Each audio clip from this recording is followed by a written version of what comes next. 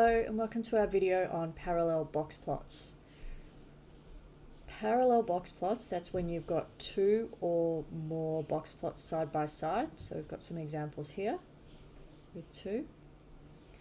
They can be used to display the relationship between numerical and categorical variables, and the categorical variable can have two or more categories. They are also used to compare sets of data using summary statistics like measures of centre.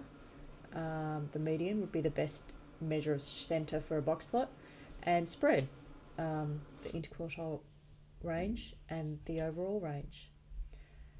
To compare parallel box plots directly, you need to make sure you're using the same scale. So if we look at these examples down here, they've both put on the same scale. There's no point comparing them if there's another scale here for this box plot. They need to both be drawn on the same scale for you to be able to make some direct comparisons. If the box plots look pretty much similar with their interquartile range, the overall range, the spread and the shape of the distribution, then you can assume there is no association between the two variables. If there is some association, just like when we looked at the two-way tables, you just need one or more of the box plots to look different to all the other box plots. So my examples have only got two box plots, but you might have three or four piled up on top of each other, and you could have three looking really similar and one looking different, and then there would be an association between the two variables. When you write a report on parallel box plots, you can discuss significant differences, and there's that word again, significant. And in this one, you will need to make a decision for yourself about whether the differences look significant or not. You can discuss significant differences in medians,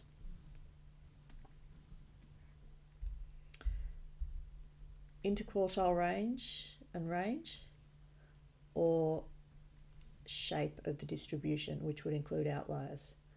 So you could just discuss one of those areas, but it would give a more complete report to mention them all, and I'll show you in an example how we'll do that.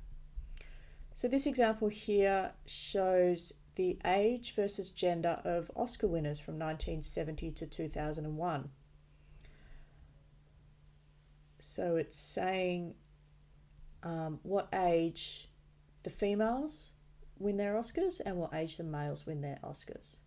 These two plots are exactly the same. This one is a horizontal box plot where they're plotted on top of each other and the scale is down the bottom of the page, and along the side is the gender, female and male.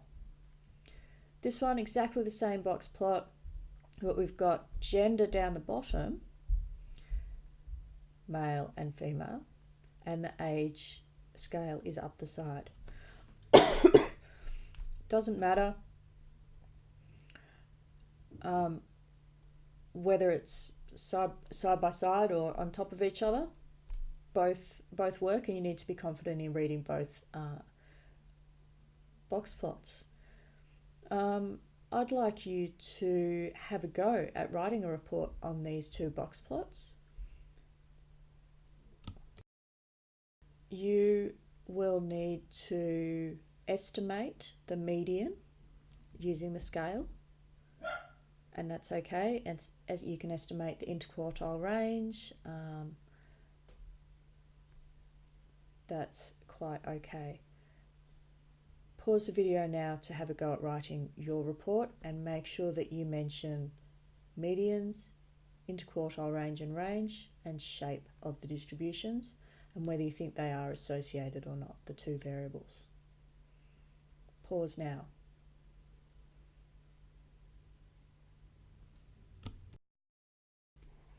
Here's my example of a report. When you do comment on all those different parts of the report, it does become quite long. Yours may use different words, and that's okay. and your numbers might be slightly different because you have estimated them from the graph. So that's completely fine. We need to remember, as always, that the first thing we comment on is the data,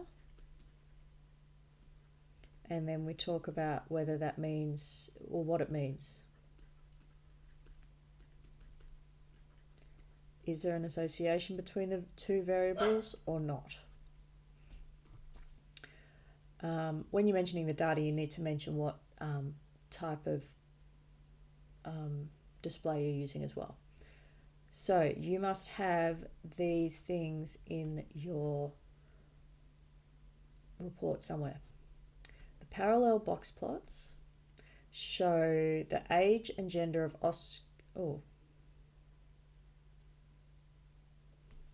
doesn't make sense. The parallel box plots show the age and gender of Oscar winners and show the median age for winning actresses is 34 and for men is 43. So I've mentioned the display and I've mentioned the data.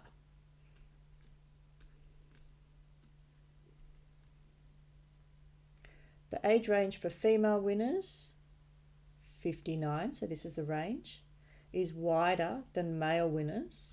However, the interquartile range is similar for both genders. Male is 13 and female is 11.